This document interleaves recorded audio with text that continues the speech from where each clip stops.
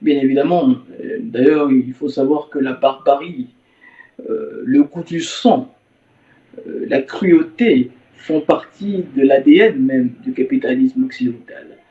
Ils agissent comme ça parce qu'ils savent qu'à travers cet acte barbare, ils seront en train d'intimider les autres résistants.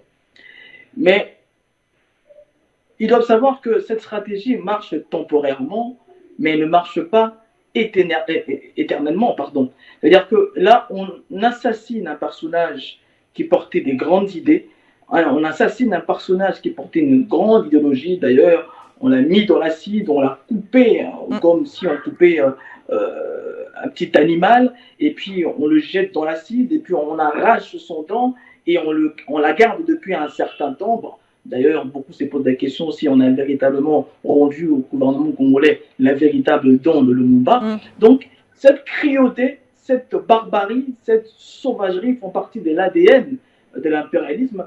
Mais ce qui est beau, c'est ce que je suis en train justement là de marteler, c'est que aujourd'hui, la jeune génération n'a plus peur de cette barbarie. On s'est accoutumé avec cette barbarie, on s'est accoutumé avec cette sauvagerie de l'Occident, cette sauvagerie du capitalisme occidental. Et aujourd'hui, elle ne fait plus peur. Aujourd'hui, nous nous disons simplement qu'il faut mettre en place des stratégies, des barrières qui vont nous permettre véritablement de bien mener notre lutte et d'arriver justement à nos fins. Et raison pour laquelle aujourd'hui, des hommes comme Ibrahim Traoré, des hommes comme Assimi Goïta et le général Chani sont en train justement de mettre en place des véritables stratégies pour éviter encore de revivre ce genre de sauvagerie, ce genre de barbarie sur le continent africain.